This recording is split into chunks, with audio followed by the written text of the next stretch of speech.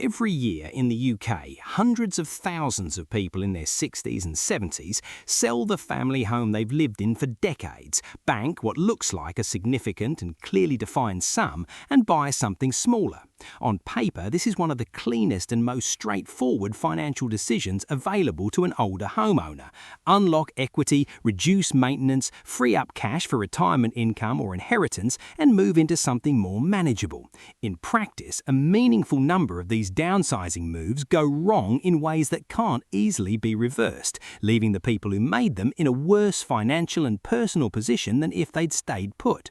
In the next few minutes, I'm going to walk you through the retirement downsizer's trap, the 6 specific mistakes that consistently turn a sensible-looking plan into a costly and sometimes irreversible one, and what the people who downsize well actually do differently from the ones who don't. I've been tracking the UK property market for years, and downsizing is one of those decisions that looks simple from the outside and reveals its complexity only once someone is inside it, by which point the family home has usually already been sold. Let's get into it.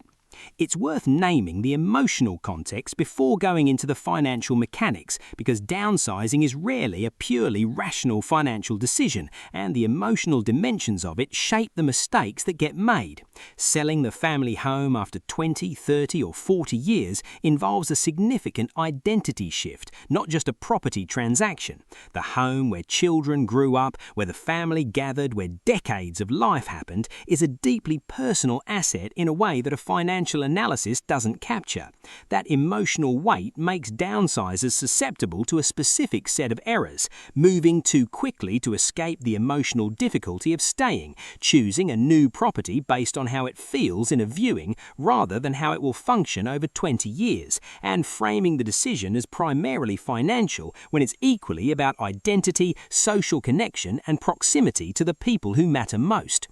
The first mistake is underestimating the transaction costs that erode the apparent equity gain. Selling a large family home and buying a smaller property involves stamp duty on the purchase, 2 sets of legal fees, estate agent commission on the sale, survey costs, removal costs, and in many cases the cost of adapting the new property to the buyer's specific needs, whether that's accessibility modifications, storage solutions for decades of accumulated possessions, or fitting out a property that was marketed as neutral but needs work before it's genuinely functional. Add these up on a typical transaction involving a £600,000 sale and a £350,000 purchase, and the transaction costs alone can easily reach £20,000 to £30,000. That's money that disappears entirely from the equity pool before a single night has been spent in the new property, and downsizers who mentally bank the full sale price minus the purchase price as their gain are routinely surprised by how much less remains after completion than their initial calculation suggested. The second mistake is buying based on where life is now rather than where it's heading. A 68-year-old making a downsizing decision is buying a property they'll likely still be living in at 80 or 85. The property that suits a relatively active, mobile, socially connected person in their late 60s can become seriously problematic for the same person a decade or 2 later if it has stairs, no downstairs bathroom, limited access for mobility aids, or is located in a way that depends on driving for every errand, social contact, and healthcare appointment. The mistake isn't buying the property that fits today's life, it's buying the property that fits today's life without seriously considering whether it will fit the life that's coming, and without consulting the people who will be managing or supporting them through that later period, typically adult children, who often have views about this that differ significantly from the downsizer's own assessment. The third mistake is buying in a new location for reasons that don't survive the first winter. The beach town that was idyllic on 2 weeks holiday every summer for 15 years is a very different place to actually live in when the seasonal businesses close, the social infrastructure thins out, and the people who made the holidays enjoyable have all gone back to their own lives elsewhere. Moving to be near grandchildren is deeply appealing at the point of decision, but depends on the grandchildren's families staying where they are, which is not guaranteed as younger generations follow employment, relationships, or opportunity in ways that can't be predicted. And moving abroad, which has a specific appeal at the point of retirement, creates a set of healthcare, administrative, and eventually care logistics that can become genuinely difficult to manage from a distance as health changes and as the support structures that were invisible when healthy become suddenly critical when they're needed. The fourth mistake is choosing a leasehold retirement property without reading the small print. The retirement property market, including specifically designed retirement apartment complexes with communal facilities and on-site management, has been one of the most consistently problematic areas of the UK property sector over the past 2 decades. Ground rent escalation clauses, high service charges that increase significantly after purchase, exit fees, sometimes described as event fees or transfer fees, that can be charged on resale, rental of the property, or even on death, are all features of retirement property leases that have caused significant financial harm to buyers who didn't read the full terms before committing. Some retirement property schemes have entry fees, and many have service charges that dwarf anything charged on standard residential leasehold properties. None of these features is inherently illegal, but all of them need to be understood fully before exchange, and the sales process for retirement properties is specifically designed to emphasize the lifestyle appeal of the development rather than the detail of the financial terms. The show apartment, the facilities tour, the welcoming staff, the other residents who've been pre-briefed to present the community positively, all of these are effective at generating emotional engagement before the financial terms of the lease have been examined. A solicitor reviewing the full lease document before the buyer has visited the development more than once is examining it with clear eyes. A solicitor reviewing the same document after the buyer has spent several afternoons at the development and told their family they've found the perfect place is reviewing it for a client whose attachment to the outcome may make them less willing to hear concerns clearly. The fifth mistake is failing to plan for care costs before the downsizing decision rather than after. One of the frequently cited motivations for downsizing is to release equity that can be used to fund care if it's needed in later life. This is a reasonable motivation. The mistake is assuming that the equity released will be adequate for that purpose without actually modeling what care costs look like, how quickly residential care fees consume capital at current rates, and what the interaction between that capital and means testing for local authority care funding actually means in practice. A downsizer who releases £200,000 in equity and assumes that sum will cover care indefinitely has not looked at current residential care costs, which are consuming that kind of capital at a rate that can leave the fund exhausted within 2 to 3 years in the more expensive care markets. The planning conversation about care funding, which should precede the downsizing decision, not follow it, is one that most people are uncomfortable having, and therefore consistently defer until circumstances force it at a time when options are considerably more limited. The interaction between equity released through downsizing and the means testing rules for local authority care funding is a specific and important area that most downsizers have no detailed knowledge of until it becomes directly relevant to their situation, and by which point the decisions that might have influenced it about how the equity was structured, held, or deployed have already been made years earlier.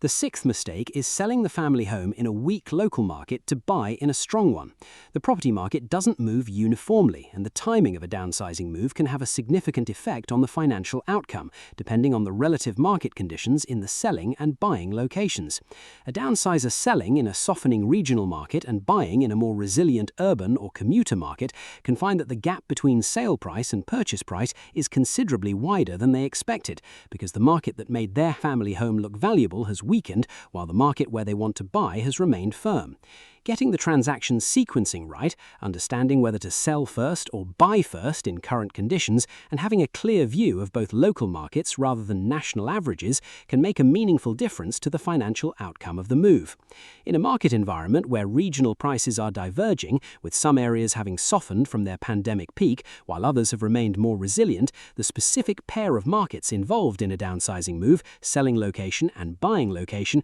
matters considerably more than the national average, and a downsizer who is relying on national house price data to validate their transaction is making a common but potentially expensive simplification. Now here's what connects all 6 of these mistakes and why downsizing consistently produces worse outcomes than the decision appears to promise at the planning stage. Each of these mistakes reflects the same underlying dynamic, a decision being made at a moment of peak financial optimism, when the family home's value is the dominant number in the downsizer's mental model, without adequate consideration of the costs, constraints, and future states that will determine whether the decision looks good in 10 years. The family home has typically been owned for decades, is paid off or nearly so, and feels like unambiguous wealth. The move releases that wealth in a visible, concrete way that feels like financial success. The mistakes listed above are almost all invisible at the point of making the decision and visible only later when the transaction costs have been absorbed, when the new property's limitations become apparent through living in it,